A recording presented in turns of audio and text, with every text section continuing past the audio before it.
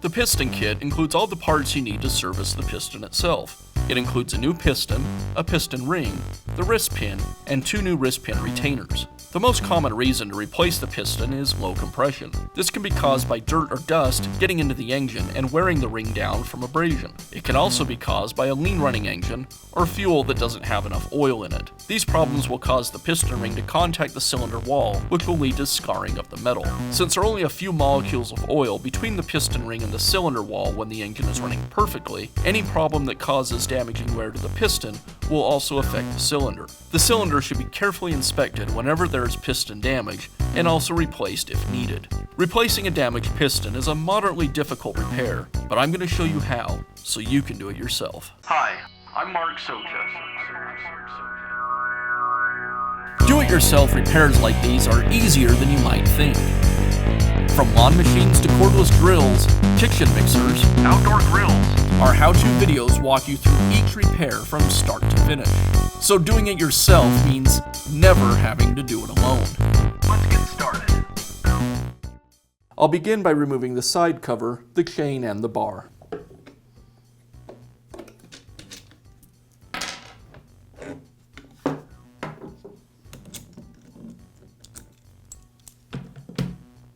Now remove the top cover. It's held in place with 3 screws.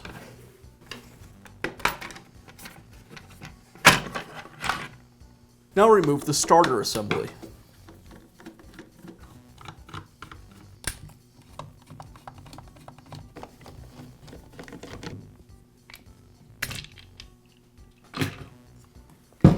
Now remove the top handle.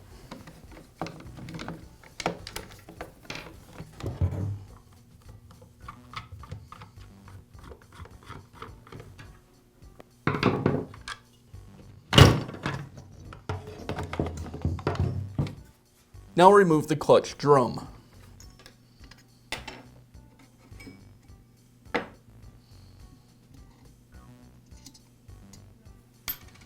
Next, I'll remove the clutch. There's a number of ways you can do this. You can just use a pair of adjustable pliers. If you do that, it's a good idea to put a rag over the clutch so you don't damage it with the pliers. And also, you'll need to bind the piston so the crankshaft can't spin. To do that, you'll remove the spark plug and then insert a short length of starter rope into the cylinder, and that'll bind the piston between the rope and the top of the cylinder. The better method is to use a clutch removal tool. There's a couple of pins that line up with tabs on the clutch. You place the tool over the shaft and then place a socket onto the tool and use a ratchet wrench to remove it. Again, you'll need to bind the cylinder if you use this, or I think the better way is to use an impact wrench if you have one. With the impact wrench, the compression inside the cylinder will be great enough that you don't need to bind up the piston. Just simply the compression will keep the engine from turning over.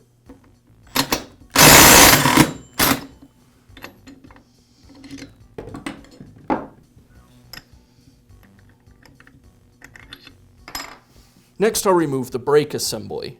There's a spring inside the brake that is under tension when the brake is released. So to safely remove this, you need to make sure that the brake is locked. And now I can remove the side cover.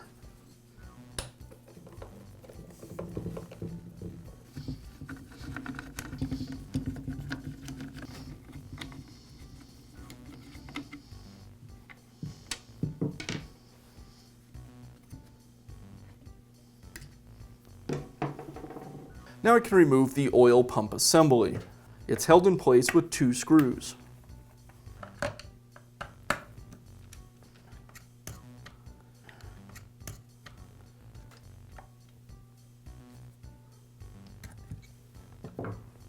And I'll remove the oil pump gear.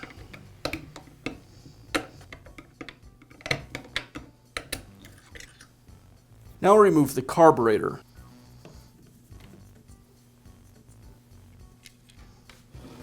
I'll pull the trigger so I can access the end of the linkage and pull it away from the trigger.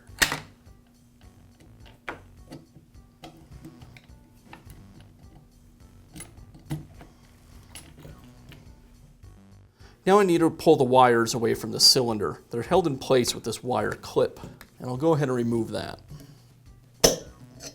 And then I can pull away the wires.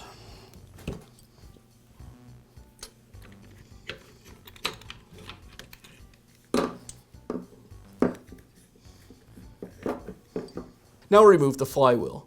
Again, I'm going to use an impact to remove the flywheel nut, but if you don't have an impact, you can use a ratchet wrench. You will just need to bind the cylinder so that the crankshaft can't spin.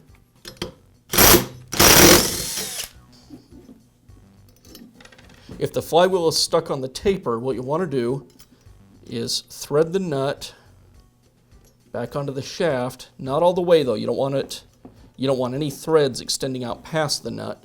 Then I'll use a socket on the nut. I'll strike the socket with a hammer and the flywheel should pop free. There we go. Remove the nut and the flywheel comes free. Now remove the remaining cylinder assembly from the saw. The top half of the cylinder is connected to the crankcase with the same screws that hold the engine to the base. So remove those screws.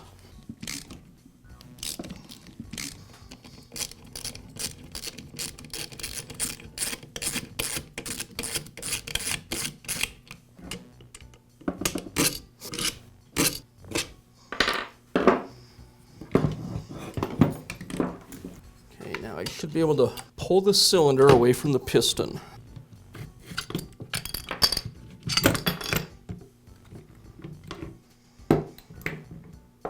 Now remove the piston from the connecting rod. Before I do, I want to take note of the location of the porting. You'll notice that the porting is pointed up towards me. There is no porting on this side of the piston.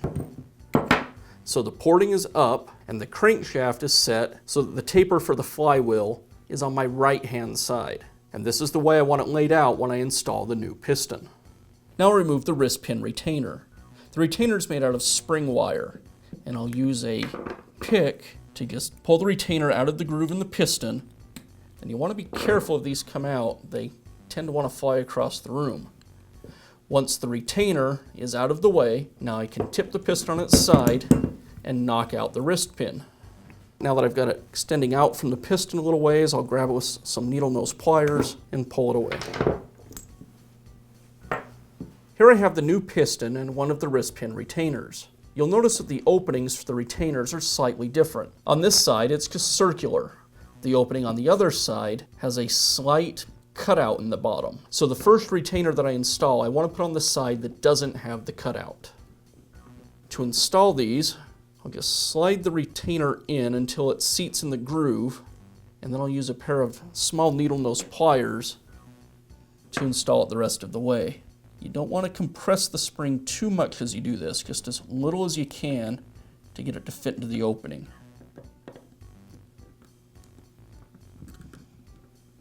There we go. Now the retainer is seated in the groove all the way around.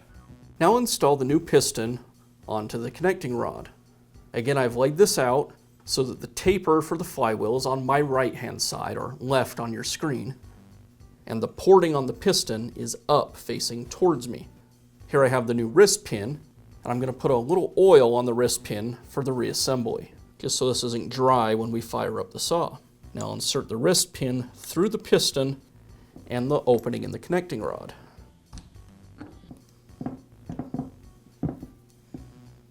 I'm going to use a rubber mallet to tap the wrist pin in place. This wrist pin's being a little stubborn, doesn't want to slide in easily, so I'm going to use a socket that's just barely smaller than the wrist pin and a mallet to tap it in the rest of the way. Almost there.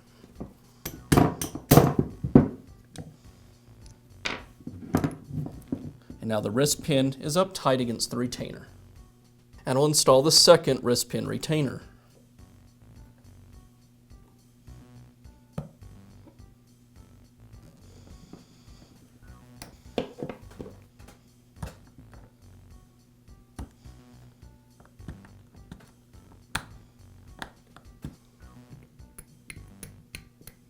Now install our new piston ring. You'll notice on the piston ring end gap that the end of the ring is cut with a slight radius. On the old piston, that radius is up, so we'll install the ring in the same way. To install the ring, I just insert one end of it into the ring groove and then slowly work the ring around the piston. You want to make sure you don't open up the ring too much or it can break. They're very brittle. And then just slide the ring into the gap. The joint between the cylinder and the crankcase is sealed with some liquid gasket. So before we reassemble this, I need to clean off all the old liquid gasket to get ready for the new. I'll use a razor blade to carefully scrape the gasket material away. Now I'll install a bead of liquid gasket around all of the sealing surfaces on the crankcase and the cylinder. This is a case where less is usually better. On the cylinder side, I need just a small bead up against these shoulders for the bearings. Now I can install the new piston assembly. Before I slide it into the cylinder, I'll again add a little bit of oil to it so it's not dry when the saw is started. Now I can slide the piston into the cylinder. Before I do, I want to make sure that I have the porting on the piston pointed towards the carburetor. I'll line up the piston ring with the end gap pin and then insert the piston into the cylinder.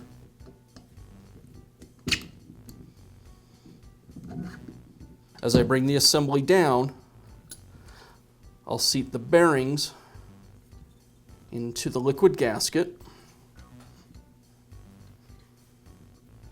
And now I can replace the crankcase.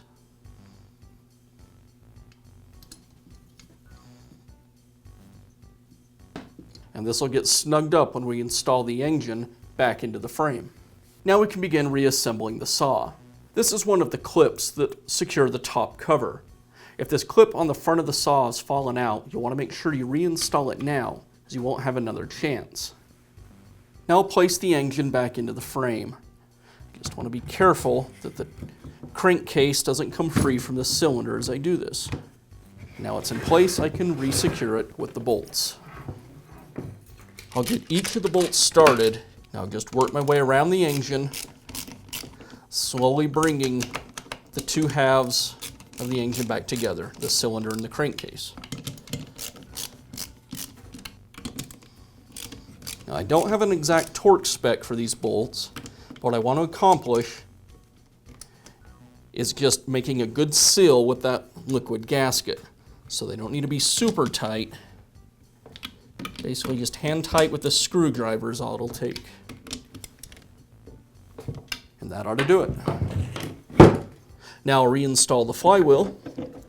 Make sure I line up the key with the groove in the shaft.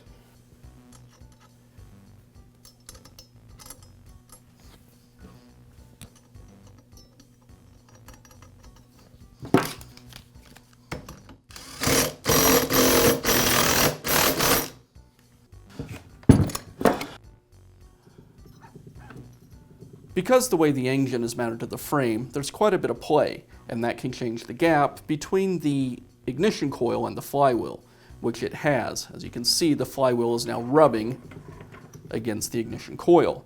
So I need to reset that gap. To do that, I'll just loosen the screws on the ignition coil, pull the coil away from the flywheel. I'm actually going to move the magnets away from the coil temporarily. Now I'm going to use a gap gauge to set the proper gap. It should be 14 thousandths of an inch. If you don't have one of these, usually a good heavy business card will be about the same. So I'll bring the magnet back around. Now the gapping tool is stuck between the ignition coil and the magnet on the flywheel, and I'll tighten the screws back down.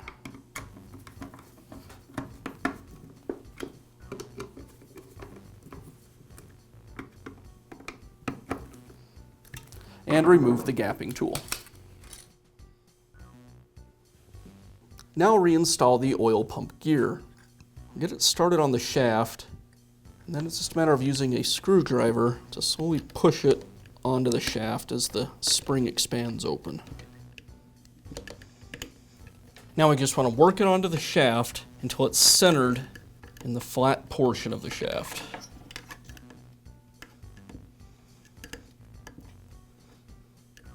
About like that. Now install the oil pump.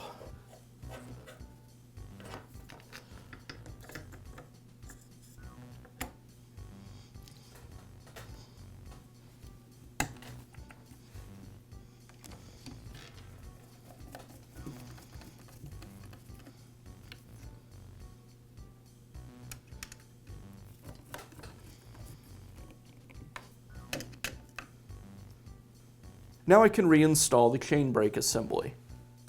I'll line it up with the housings, and then you might need to just slightly move the brake lever to get the clutch to line up. Just like that. And now I can secure it with the screws.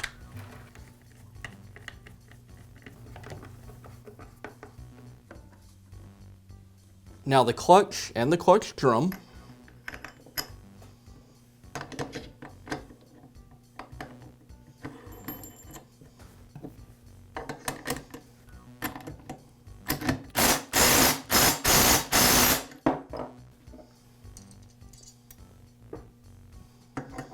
Need to release the brake to get the clutch drum in place.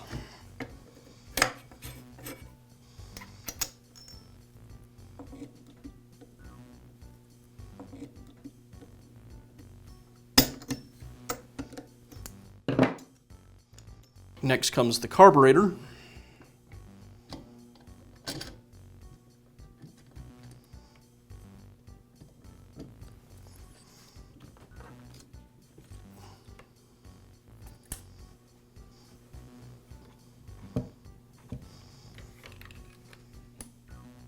And slide the linkage back into place.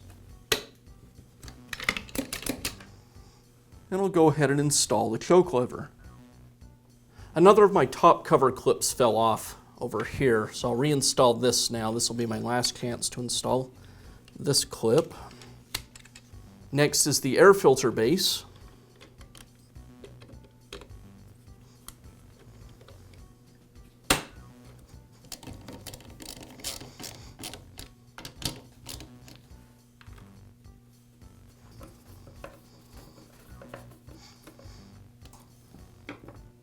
Now I'll tuck the wires out of the way and secure them with the clip.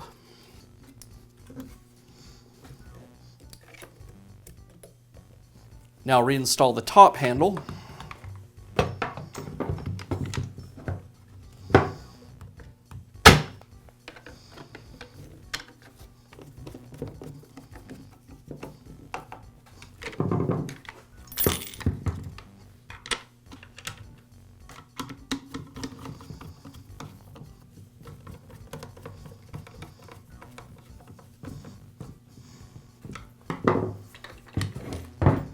And I'll place the spark plug boot back onto the spark plug.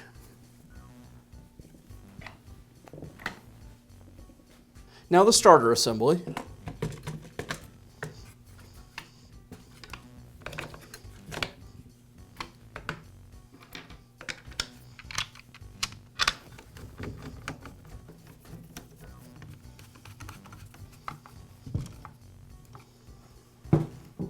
Now I'll reinstall the air filter. The air filter cover,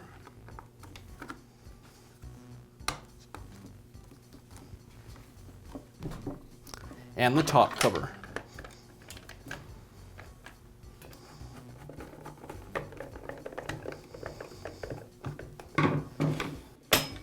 Now replace the chain guard. Yours may or may not have fallen off, and the bar and chain.